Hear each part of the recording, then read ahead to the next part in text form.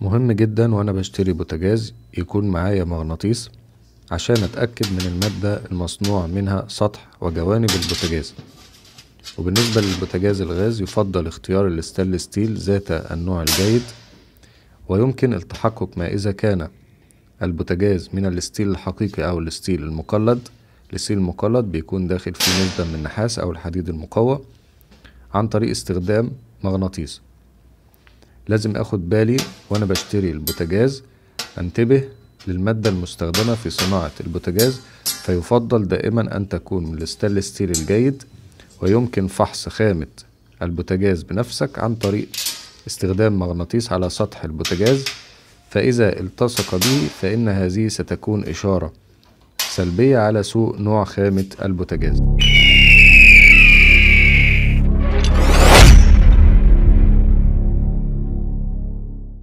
السلام عليكم ورحمة الله وبركاته. أهلا وسهلا بكم في حلقة جديدة ومنتج جديد من قناة اعرف منتجك. بوتاجاز لجرمانيا على الرغم من المميزات الكتير اللي موجودة فيه، لكن فيه كمية عيوب تخلي الواحد يفكر 1000 مرة قبل ما يشتري أي بوتاجاز من لجرمانيا. هنقيم دلوقتي خامة البوتاجاز، وده بنعرفه لما بنضغط على سطح البوتاجاز ضغطة متوسطة، فبنشوف هل الصاج بينزل معانا ولا لا. لو مش بينزل معانا يبقى البوتاجاز ده حرفيا الخامة بتاعته بتكون كويسة جدا.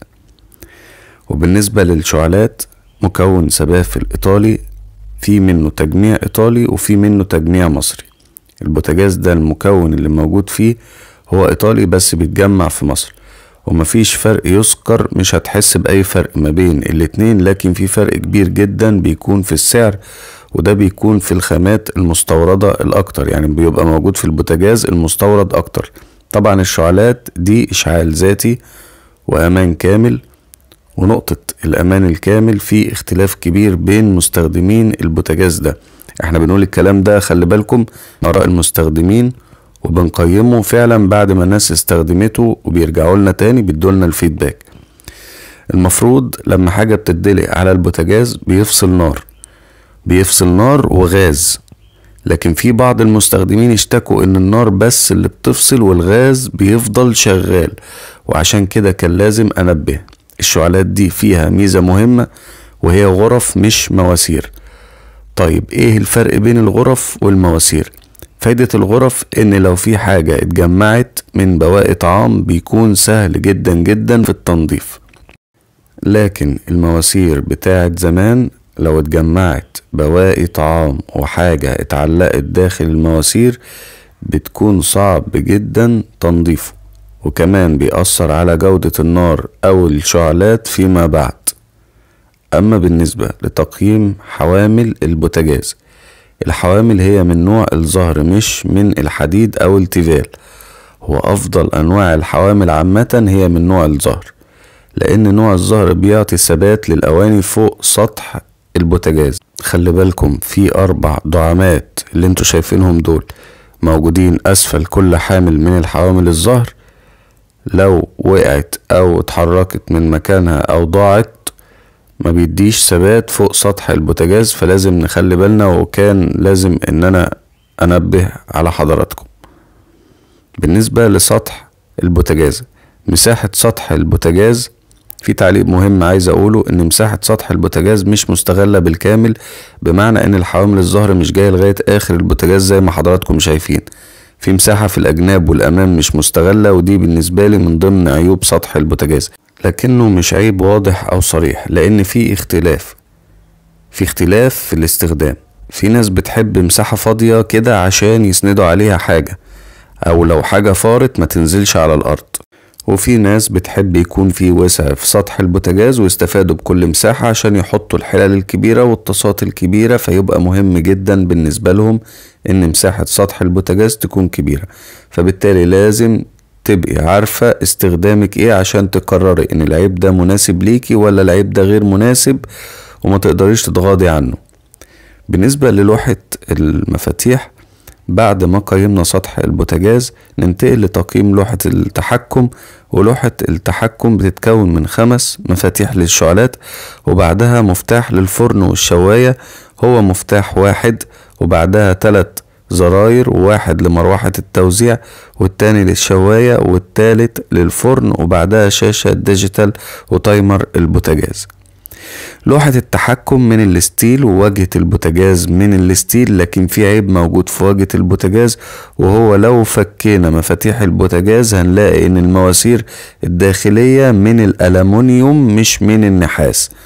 طبعا يفضل ان المواسير الداخلية تكون من النحاس زي ما واضح قدامكم. هم عاملينها في مفتاح واحد بتاع الفرن والشواية، كان لازم يعملوها في كل المفاتيح اللي موجودة في لوحة التحكم اللي موجودة في البوتاجاز، وده يا جماعة عيب خطير يمكن يضر بعد كده وتحصل منه مشاكل كتير في واجهة البوتاجاز. ما ينفعش تعمل لي في حتة فيها النحاس ومكون تاني يكون فيه ألمونيوم، فما تقللش من الخامات، انت كده بهدلت البوتاجاز. في كل مفتاح انا عمال اسحب منه ان الاقي نحاس، مش لاقي خالص، انت حاططها في مفتاح الفرن والشواية بس، وده غلط. طيب هل الفرق بينهم كبير؟ يعني نقدر نقول الفرق بينهم مش كبير ولا صغير، الفرق بيعتبر متوسط. بس خامة البوتاجاز ده ممتازة، لكن الخامات اللي موجودة الداخلية غلط كبير، غلط كبير فعلا. فكنا نتمنى ان يكمل بخامة المواسير الداخلية من النحاس. عيب يعتبر متوسط التأثير، لكن مدى على الوقت البعيد مش كويس.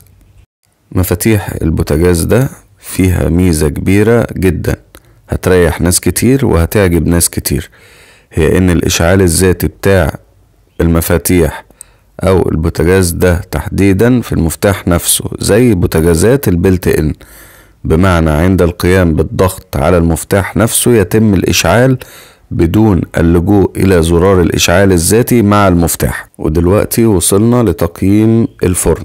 مكون رئيسي في البوتاجاز ده هو الفرن. مكونات الفرن: مروحة توزيع حرارة داخل الفرن، مروحة تبريد، شواية بموتور، وثرموستات لتنظيم الحرارة. العزل في الفرن ده 4 طبقات. انا سامع الناس بتقول ان في بعض بوتاجازات اخرى من شركات اخرى بيكون العزل فيها 7 طبقات. انهي الافضل، 4 طبقات ولا 7 طبقات؟ ال4 طبقات بتوع لاجرمانيا جودتهم عالية جدا، تكاد تكون بتضاهي ال7 طبقات بتاعة البوتاجازات الخاصة بالشركات الاخرى، وممكن كمان تتخطاها. لكن في ميزة هنا موجودة في بوتاجاز لاجرمانيا، ان الفرن بتاع بوتاجاز لاجرمانيا واسع، لانه عامل 4 طبقات جودتهم عالية، فمش واكل من مساحة الفرن كتير. في ميزة كمان ان مروحة توزيع الحرارة داخل الفرن مع الثرموستات اللي موجودة اللي بتنزل من الحرارة بيخلي درجة الحرارة بتاعة الفرن ده مناسبة جدا في الاكلات، وبتسوي الاكل كويس جدا. يبقى هل بيسخن من الاجناب ولا لا؟ وهل المفاتيح بتسخن ولا لا؟ الاجابة هنا هو لا. زي ما قلت لحضراتكم ان العزل من الاجناب كويس جدا وما بيسخنش من المفاتيح، لان في مروحة تبريد.